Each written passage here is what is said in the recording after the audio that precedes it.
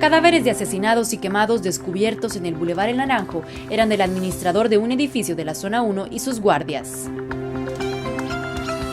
El mercado de Navidad en el Roosevelt espera a los compradores en los días que faltan para la Nochebuena con la esperanza de batir récords de ventas este año. Policía antidrogas destruyen 2 narcolaboratorios en Aldea Esquipulas de San Marcos. ¿Cuáles son los retos, las limitaciones, los impedimentos y las amenazas del Tribunal Supremo Electoral en el 2015? Panorama Político lo analiza hoy en una nueva entrega.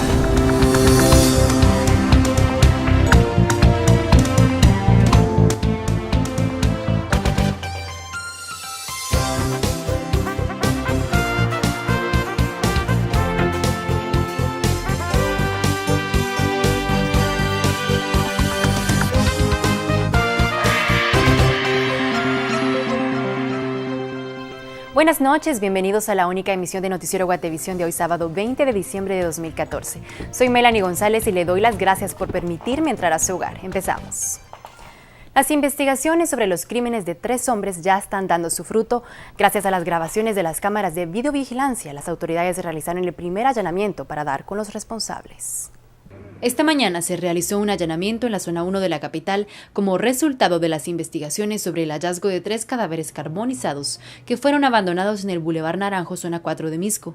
Según la policía, José Ángel Casimiro López, de 42 años, quien era administrador de este edificio en la 11 Avenida y 12 Calle, fue asesinado aquí mismo, y es que se encontraron manchas de sangre en el lugar.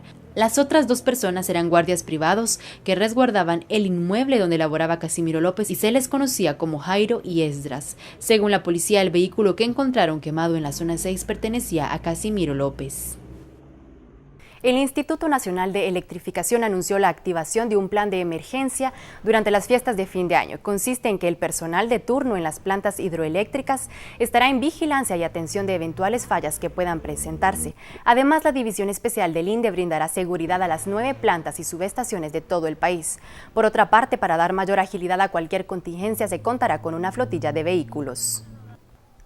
Algunos vendedores de productos navideños consideran que este año más visitantes han acudido a comprar, mientras que otros opinan lo contrario. Figuras para el nacimiento, manzanilla, aserrín y luces son algunos de los productos que los vendedores del mercado navideño, ubicado en los campos del Roosevelt, ofrecen a los visitantes. Algunos vendedores consideran que las ventas han aumentado en comparación al año pasado. Sin embargo, otros piensan que ha sido poca la afluencia de visitantes. El movimiento estuvo muy bien, o sea, pues sí hubo personal, como ya las personas ya nos conocen, ¿verdad? Entonces ya nos visitaron, ¿verdad? Y sí, gracias a Dios, ya saben los precios y todo, nos vienen a buscar aquí. Las ventas están un poco bajo por los casos de que la situación ahorita no hay mucho, como la gente no hay mucho trabajo, ¿verdad?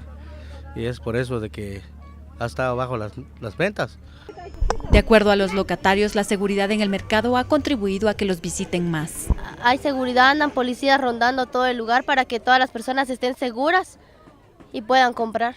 La organización viene desde la municipalidad que nos apoya con el Polimer, policía del mercado. Aquí andan rondando ellos.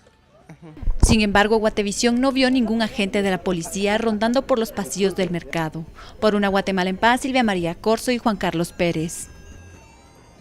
Panorama Político revisa hoy los grandes retos que debe enfrentar el Tribunal Supremo Electoral el próximo año, cuando se celebrarán las elecciones generales.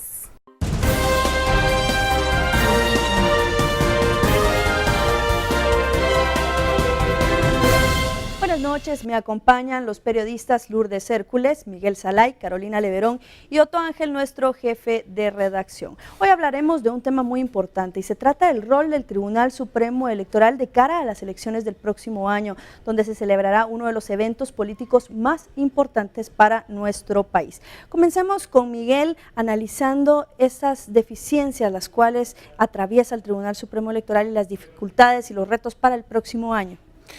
Bueno, tuve la oportunidad de hablar con funcionarios del Tribunal Supremo Electoral y con el vocero del Tribunal Supremo Electoral, y él menciona 3 puntos fundamentales.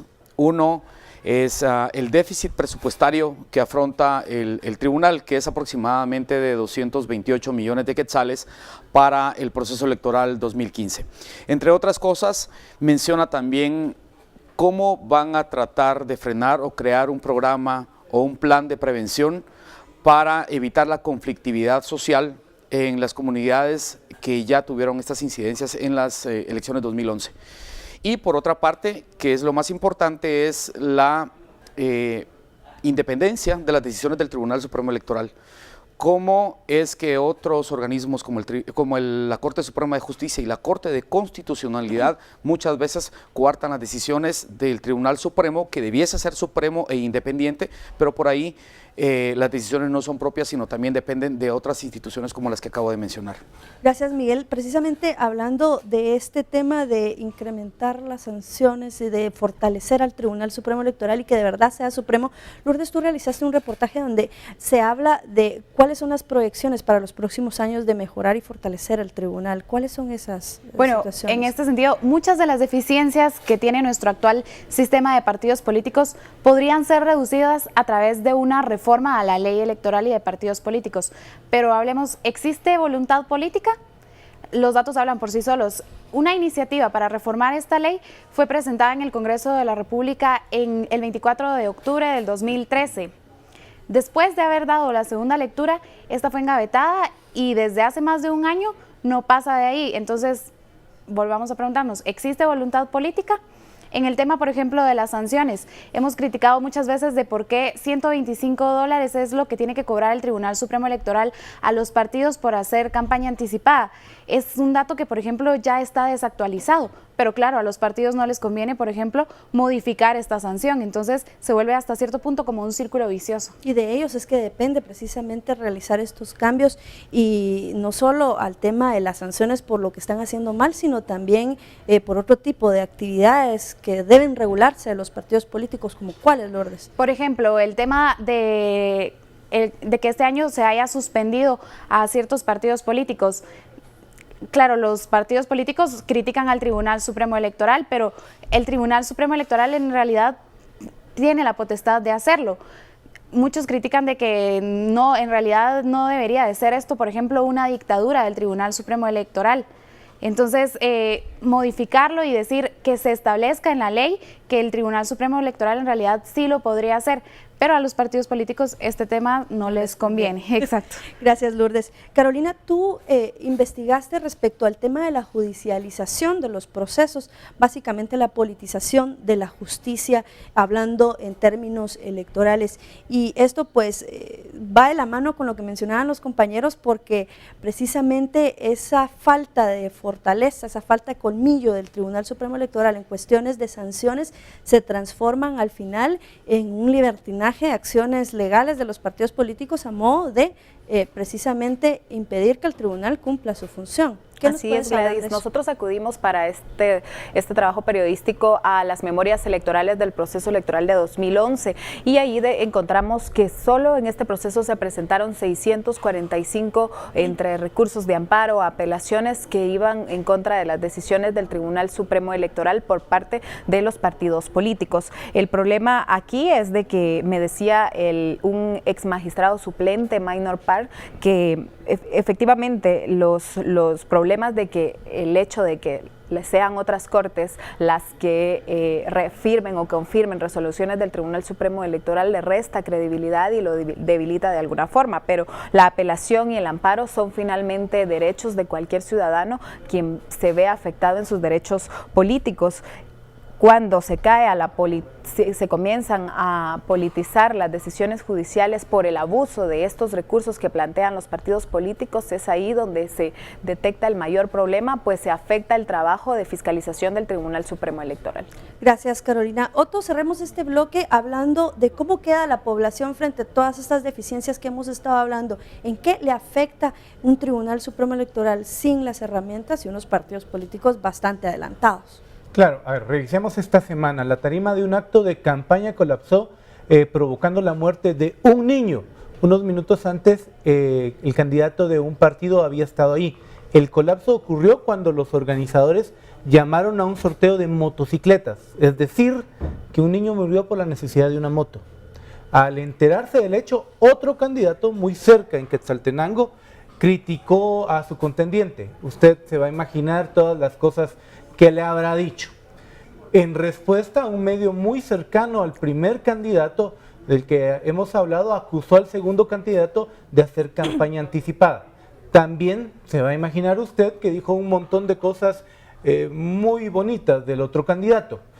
Y de ahí aparece el escándalo de financiamiento en Brasil a uno de esos candidatos que pertenecen al oficialismo. Y entonces otro partido sugiere una investigación y otra vez usted va a suponer los calificativos que allí se dieron. ¿Sabe por qué no dije nombres de los candidatos? Porque esto es algo muy común, pero de verdad muy común en el crisol de cualquier campaña electoral en Guatemala y en otras partes del mundo, salvo el caso de la muerte del niño, que nunca debería ocurrir o que nunca debería ser común. Pero ¿sabe qué es lo más preocupante? Estamos a una semana de Navidad y la campaña debe ser convocada hasta dentro de 5 meses. 5 meses. Y el Tribunal Supremo Electoral, y peor aún, la intención de los partidos políticos de cumplir la ley, y peor aún, ver cómo a la gente la siguen tratando como un elemento de la campaña y no como un elemento principal de la sociedad. Eso es lo que nos espera en 2015. Eso es cómo le afecta a la gente. Gracias, Otto. Concluimos este primer bloque. La candidatura de Efraín Ríos Montt orilló a un conflicto político en el 2003, cuando ese año se celebraron las elecciones presidenciales. La Corte de Constitucionalidad ordenó al Registro de Ciudadanos del Tribunal Supremo Electoral la inscripción de Ríos Montt como candidato a la presidencia. Pese a la prohibición constitucional, el candidato por el Frente Republicano Guatemalteco solo obtuvo el 19% de los votos, quedando en el tercer lugar en la primera vuelta.